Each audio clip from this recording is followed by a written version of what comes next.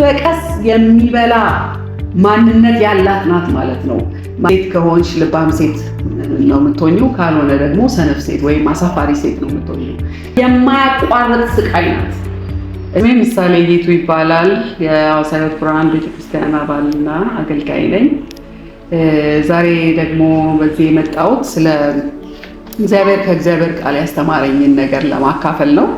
ምሳሌ ምዕራፍ 12 ላይ ቁጥር 4 ላይ በጣም የገረመኝና የተደነቅኩበት ቃል አለ። ስለ ልባም ሴትና ስለ ሰነፍ ሴት የተናገረው እንደዚህ ይላል፣ አንብበው። ልባም ሴት ለባሏ ዘውድ ናት፣ አሳፋሪ ሴት ግን በአጥንቱ ውስጥ እንዳለ ቅንቅን ናት ይላል። እዚህ ጋር ሁለት ሴቶች ነው የሚናገረው የእግዚአብሔር ቃል። ሁለት ሴቶች እንዳሉ ነው የሚናገረው። ሴት ከሆንሽ ልባም ሴት ነው የምትሆኚው፣ ካልሆነ ደግሞ ሰነፍ ሴት ወይም አሳፋሪ ሴት ነው የምትሆኚው። ልባም ሴት መገለጫዋ ምንድን ነው የሚለውን ለማጥናት ሞክሬያለሁ። ልባም ሴት ጥሩ ሴት ከሚባል ወይም ደግሞ ጥሩ ሚስት ከሚባል ማንነት ያለፈች ናት።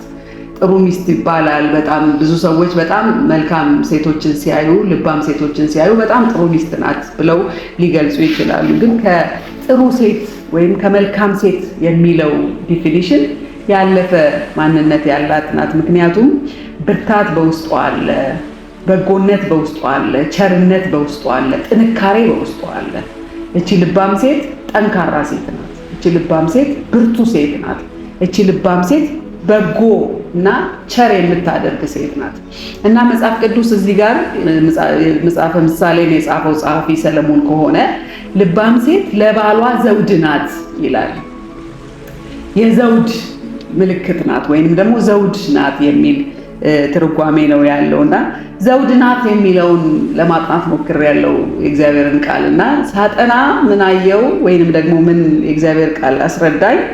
ሶስት መገለጫዎች ነው ዘውድ። ሶስት መገለጫ ወይም ደግሞ ሶስት ምልክት ነው። ሶስት ነገር ያመለክታል። አንደኛው ክብርና ሞገስን ያመለክታል። ዘውድ ክብርና ሞገስን ያመለክታል። ንጉስ ወይም ንግስት ሲሾሙ ወይም ደግሞ ንጉስ ሆነው ወይም ንግስት ሆና አንዲት ንግስት ስትሾም ዘውድ ትደፋለች። ያ የንግስናቸው ወይም ደግሞ የከበሬታቸው መገለጫ ነው። ዘውድ የደፋ ንጉስ የተከበረ ነው። ዘውድ የደፋ ንጉስ የተከበረ ነው። ዘውድ የደፋች ንግስት የተከበረች ናት። ዘውድ የደፋች ንግስት በጣም ሞገስ ያላት ክብር ያላት ሴት ናት። እና ልባም ሴት ለባሏ ዘውድ ናት ማለት ለባሏ ክብርና ሞገስ ናት ማለት ነው። እና ልባም ሴት ለባሏ ሞገስ፣ ለባሏ ክብር የሆነች ናት። ለምን? በጣም ጠንካራ፣ በጣም ብርቱ፣ በጣም ጀግና ወይም መልካም የሆነ ማንነት ስላላት። ሁለተኛው መገለጫ ድልና ስኬት፣ የባሏ ድልና ስኬት መገለጫ ናት። በጥንት ዘመን አትሌቶች ሲያሸንፉ የአበባ ዘውድ ይደረግላቸዋል። አበባ ጉንጉን እንደ ዘውድ ተደርጎ ይደረግላቸዋል። ያ ማለት ተሳክቶልሃል፣ ድል አግኝተሃል፣ አሸንፈሃል የሚል መገለጫ ነው ያለው። ስለዚህ እቺ ልባም ሴት ለባሏ ዘውድ ናት ስንል ለባሏ ስኬትና ለባሏ ድል ትልቅ አስተዋጽኦ አድርጋለች ማለት ነው። በስራው ድል እንዲከናወንለት፣ ድል እንዲያገኝ፣ በአገልግሎቱ ድል እንዲያገኝ፣ በተለያየ በንግዱ ዓለም ሊሆን ይችላል፣ በትምህርቱ ዓለም ሊሆን ይችላል፣ በስራ ዓለም ሊሆን ይችላል። ለባሏ ስኬትና ለባሏ ድል ምክንያት ነው የምትሆነው ልባም ሴት። ሶስተኛው ደግሞ ማለት የህይወቱ ስኬት ምንጭ ናት ማለት ነው። የህይወቱ ድል፣ የህይወቱ ስኬት ምንጭ ናት ማለት ነው ልባም ሴት። ሶስተኛው ደስታና ኩራቱ ናት። በውጪው በማህበረሰቡ ዘንድ እንዲኮራ፣ በማህበረሰቡ ዘንድ እንዲደሰት የምታደርግ ናት ልባም ሴት። ልባም ሚስት የሆነች ሴት ያለው ባል በጣም በደስታ በጣም በተድላ እንዲኖር ምክንያት ትሆናለች እና ኩራቱ ናት። በማህበረሰቡ ዘንድ ተኩራርቶ ኩሩ ሆኖ እንዲንቀሳቀስ የምታደርገው ሴት ናት። በአንጻሩ ደግሞ በተቃራኒው ደግሞ አሳፋሪ ሴት የምንላት ሴት አለች። እዚህ ጋር መጽሐፍ ቅዱስ አሳፋሪ ሴት ግን በአጥንቱ ውስጥ እንዳለ ቅንቅን ናት ይላል። በጣም ነው እኔ ቃሉን ሳነበው ሾክ ያደረገኝ። ማለት ቅንቅን ራሱ የሚገለጸው ማለት በእንግሊዘኛው ለማጥናት ስሞክር ዲኬ ይላል። ብስባሽ ናት። በአጥንት ውስጥ ያለ የአጥንት መበስበስን የምታሳይ ሴት ናት እና እቺ ሴት ደግሞ መገለጫዋ በስራዋ በጣም ቤተሰቧን የምታሳፍር፣ ባሏን የምታዋርድ፣ ቤተሰቧን የምታዋርድ ሴት ናት በአንጻሩ ማለት ነው። ምክንያቱም የምትሰራው ስራ ስንፍና አለባት። በጣም ሰነፍ ሴት ናት። ሐሜተኛ ናት። ምንዝርና አለባት። የማያቋርጥ ጠብ ከቤተሰቦቿ ጋር ታደርጋለች፣ ከባሏ ጋር ታደርጋለች። በገንዘብ ብክነት ምክንያት በጣም ብዙ ነገር ታደርጋለች ማለት ነው። ወይንም ደግሞ ብዙ ድርጊቷ ከስንፍና የተነሳ ነው እና እቺ ሴት በአጠቃላይ ለቤተሰቧ ውርደት ወይም ደግሞ ለባሏ የውርደት ናት። ሌላው እቺ ሴት ልክ እንደዛች እንደ ልባም ሴት 3 መገለጫ አላት። የመጀመሪያው መገለጫ ውስጣዊና የተሰወረ ቁስል ምንጭ ናት ወይም ደግሞ ምክንያት ናት።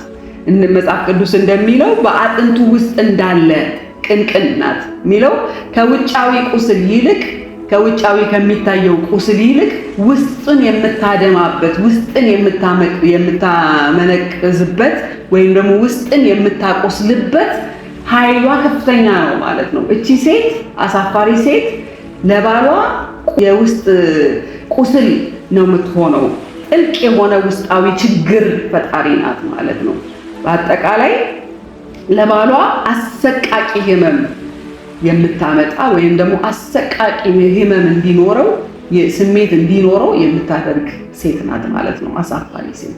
ሁለተኛው ቀስ በቀስ የሚበላ ማንነት ያላት ናት ማለት ነው። ማለት በአጥንቱ ውስጥ እንዳለ ቅንቅን ማለት በቶሎ አይደለም እንትኗ ምንድነው ድርጊቷ ቶሎ ያላል። ቀስ በቀስ ነው የምትበላው። ቀስ በቀስ ነው የምትሸረሽረው። ልክ የአጥንት በሽታ ቀስ እያለ እንደሚያመነምን ቀስ እያለ ውስጥን እንደሚበላ ከዛ በኋላ ወደ ውጭ እንደሚገለጥ እቺ አሳፋሪ ሴት ውስጥን የምትበላ ውስጥን የምታበሰብስ ናት እና ለባሏ የውስጥ በሽታ ዋና ምክንያት ትሆናለች ማለት ነው። አሳፋሪ ሚስት የባሏ ጥንካሬ፣ የባሏ ሕያውነት፣ የባሏ አገልግሎት፣ የባሏ ስኬታማነት ቀስ በቀስ እያለ እንዲወርድ፣ ቀስ በቀስ እያለ እንዲበላሽ፣ ቀስ በቀስ እያለ እንዲታመም ምክንያት ትሆናለች ማለት ነው። ሶስተኛና የመጨረሻ የማያቋርጥ ስቃይ ናት እቺ አሳፋሪ ሴት። ማለት ቀስ በቀስ እያለ የአንድ ጊዜ ብቻ አይደለም፣ የአንድ ጊዜ ብቻ ድርጊት ሳይሆን በየቀኑ በየጊዜው በየወሩ ቀስ እያለች ነገሮችን የምታከሽፍ፣ ስኬቱን የምታከሽፍ፣ ተድላውን የምታከሽፍ፣ ክብሩን የምታከሽፍ ናት ማለት ነው እና በአንድ ጊዜ አፍረት አታደርግም። ነገር ግን በሁሉ የህይወት ክፍል ተጽዕኖ የማሳደር የማያቋርጥ ችግር፣ የማያቋርጥ በሽታ፣ የማያቋርጥ ተግዳሮት ሆና እንድትቀር የሚያደርግ ወይም እንድትኖር የሚያደርግ ማንነት አላት። ስለዚህ በአጠቃላይ እኔ ከዚህ መልእክት ላስተላልፍ የምፈልገው አንቺ ልባም ሴት ነሽ ወይስ አሳፋሪ ሴት ነሽ? ልባም ሴት ለባሏ ዘውድ ናት። አሳፋሪ ሴት ግን በአጥንቱ ውስጥ እንዳለ ቅንቅን ናት። ስለዚህ ውስጡን እየበላሽ ከውስጥ እየበላሽ ውጭውን የምትጨርሽ ነሽ ወይስ ደግሞ በአደባባይ እንዲመሰገን፣ በአደባባይ ክብር እንዲያገኝ፣ በአደባባይ ሞገስ እንዲያገኝ፣ በአደባባይ ደስታ እንዲያገኝ፣ ተድላ እንዲያገኝ ምክንያት ትሆኛለሽ? ስለዚህ ይሄ በጣም ልንጠይቀው የሚገባ ዋና ጥያቄ ነው። እግዚአብሔር በእውነት ልባም ሴት ያድርገን።